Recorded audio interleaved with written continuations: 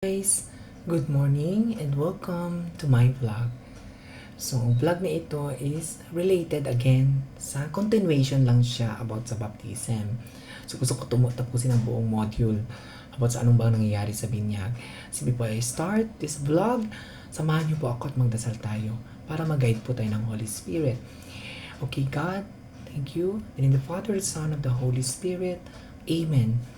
Lord God, thank you for all the blessings you have given to each one of us.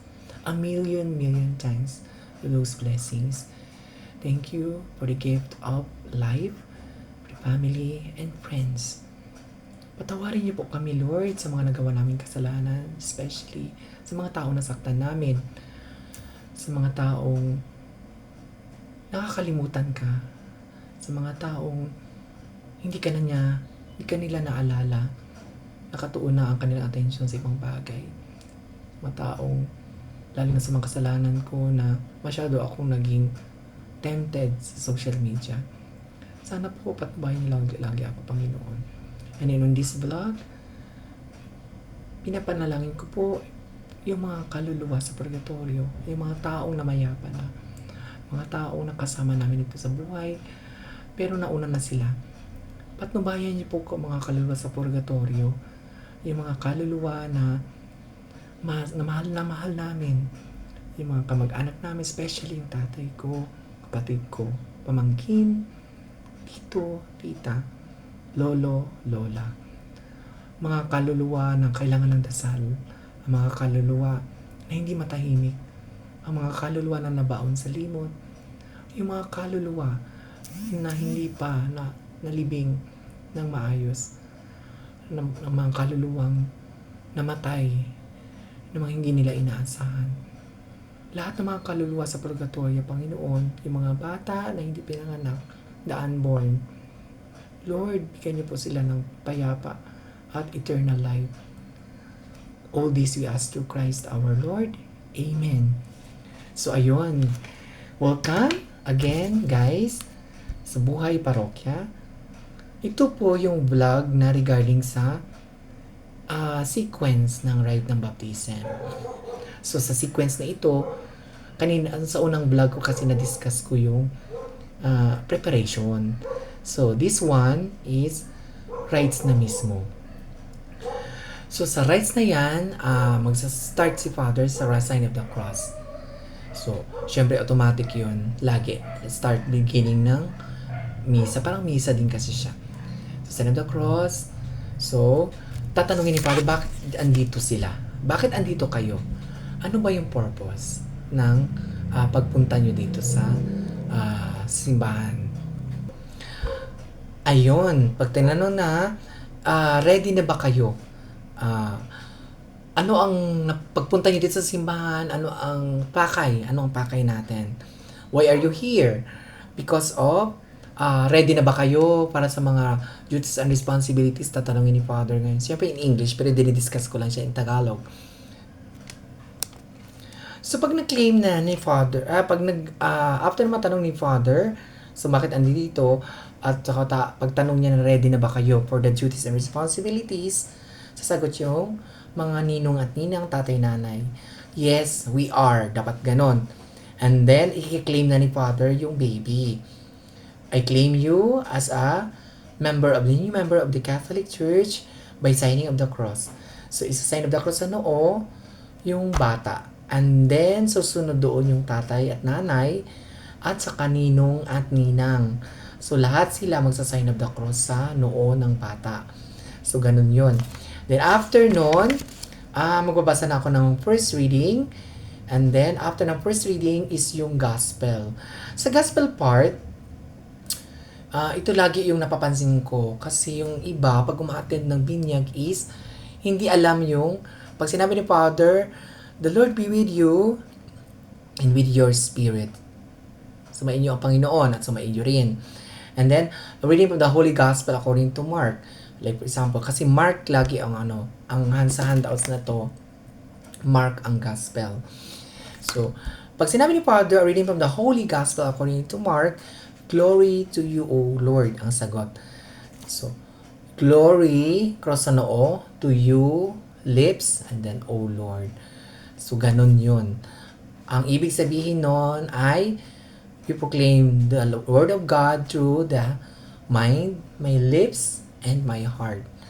So, yun po yun. Sa isip, sa salita, at sa puso. Yun na. Parang tinatanggap natin yung word of God sa pamagitan sa puso natin siya, at saka ipoproclaim natin siya, at saka ilalagay natin sa puso. Tama ba? Baliktad yata. So, ayun.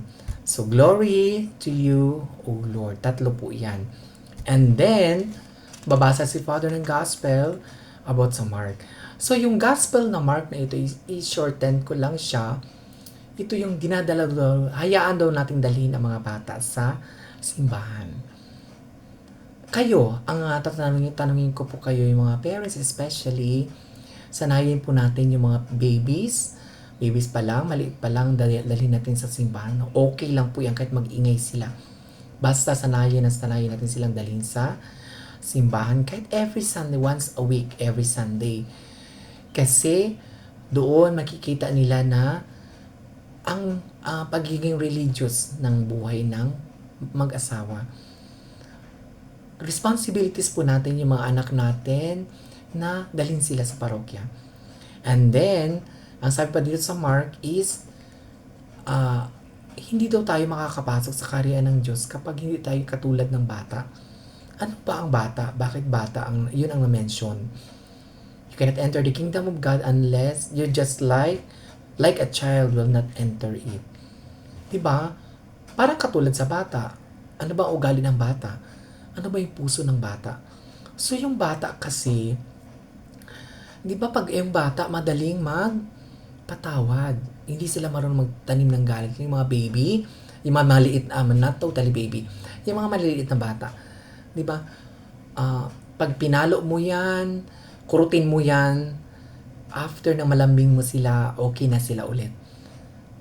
Yung hindi sila marunong magtanim ng sama ng loob sa'yo, lambingin mo lang siya, kain tayo, dali, bibilang kita ng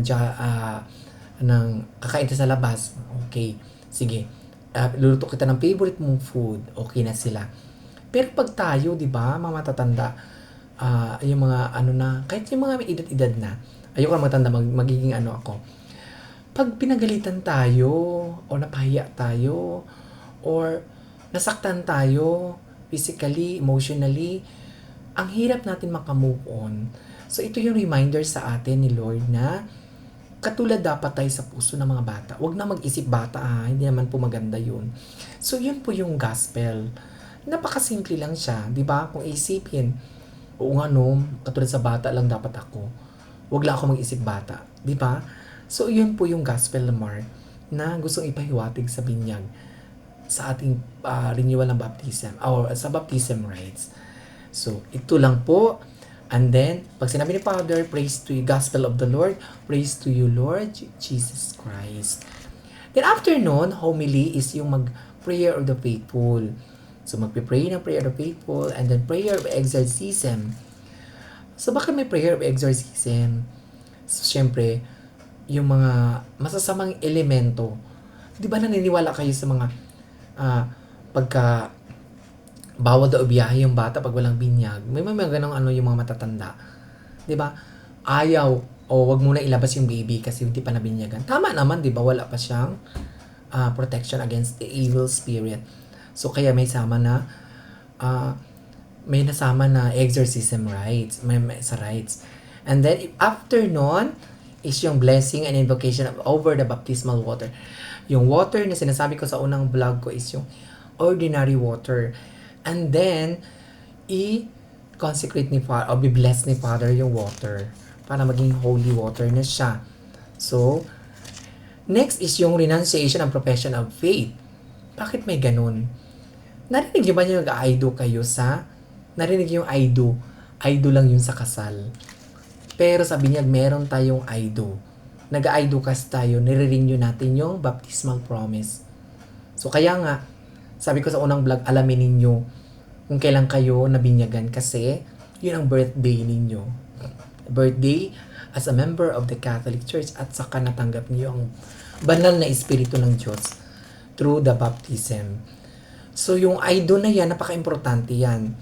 So, yung I do, nire-renew natin yan every year. Hindi lang sa binyag lang, yung mag-attend kayo ng binyag. Nire-renew natin yan every Black Saturday, yung bago mag-Easter Sunday.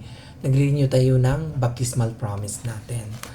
And then, after that, I baptize you in the name of the Father, of the Son, of the Holy Spirit. Amen. Yun yung main part ng baptism. And then, papahira na siya ng holy oil, holy oil. Dito sa bunbunan, sa kamay, sa palad. And then after nun, lighted candle. After nun, bibigyan ng kandila, yung mga kandila ng ninong-ninang. And then, sisindihan ni Father, ipapasa sa tatay, ipapasa naman ni tatay doon sa mga ninong at ninang, kumari, kumpare. Then after that, yun yung white garments na protection din ni baby. And then after that, magdadasal ng Our Father. Sa Our Father, alam naman po natin lahat yung Ama namin. So since English, naging Our Father. And then Our Father, i-bless na ni Father yung nanay. Kasi siya ang nagsilang ng bata. And then after doon, tatay. And then yung mga witnesses. So ganun lang po kasimple ang rites ng binyag. Napakadali. Pero, nakaakibat nun ang responsibility lagi. As I always reminded, tanungin natin yung mga sarili natin.